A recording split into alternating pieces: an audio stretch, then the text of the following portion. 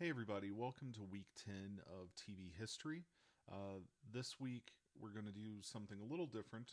I'm not going to put up a lecture video. I want this week to focus more on in class discussion, and I'm going to have a couple of activities for us to do um, to kind of give us a break from some of the grind of the semester. Here's your rundown for week 10. You need to read chapter 10, especially pages 279 through 310. There are a couple of those, gray box sections in that reading. I think they're really interesting and provide a little more specific context, so I recommend reading them. But as long as you're reading kind of the main meat portions of the chapter, you'll be okay. Um, but there's lots of good stuff about like Aaron Spelling and Charlie's Angels and things like that in there that and Roots that you'll get a little more meat on the bone, if you will. We have four things to watch. First is Hill Street Blues. This is kind of the first major modern style cop show. We'll talk about the contexts within which it was created, as well as kind of how the genre has evolved now and kind of what the next steps might be moving forward for it, given all of the protests that have taken place in the last few years regarding police brutality and kind of the role of policing in society more generally.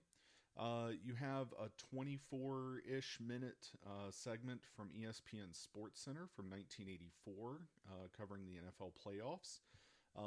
Just to give you a taste of like how cable was starting to impact the variety of content that was out there, as well as kind of the very specific types of content.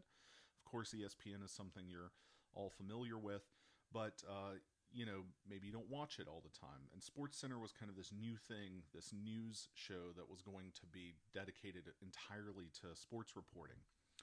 And so we'll talk a little bit about that.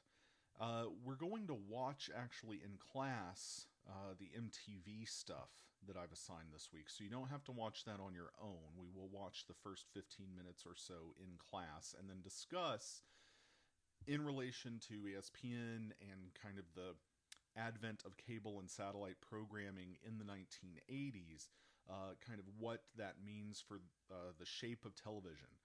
So that's really where a lot of our content this week is going to come from.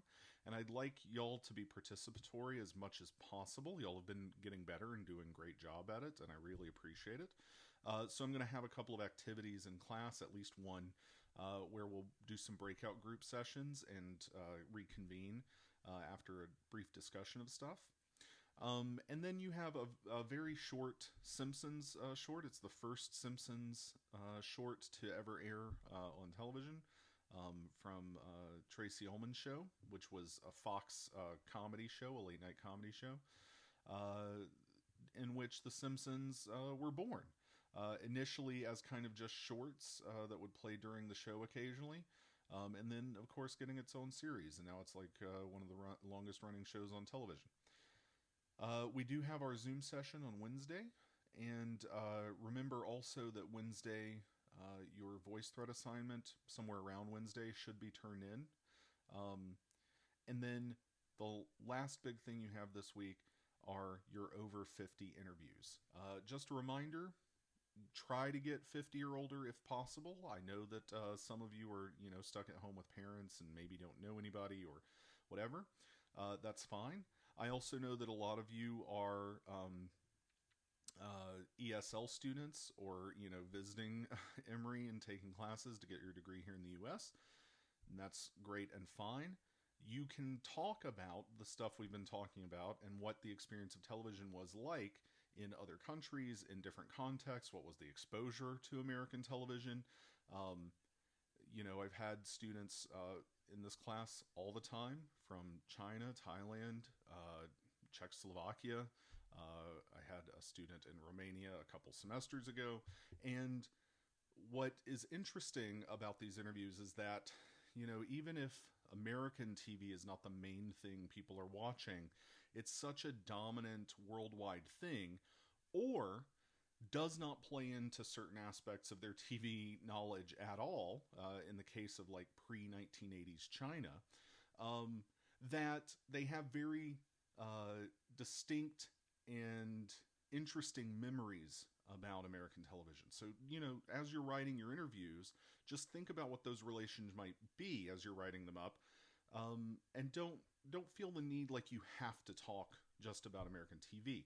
Talk to them about their experiences. Talk to them after they've moved or if they've visited the United States. So there's lots of different approaches here. I'm looking forward to seeing what y'all come up with. I'll see you on Wednesday.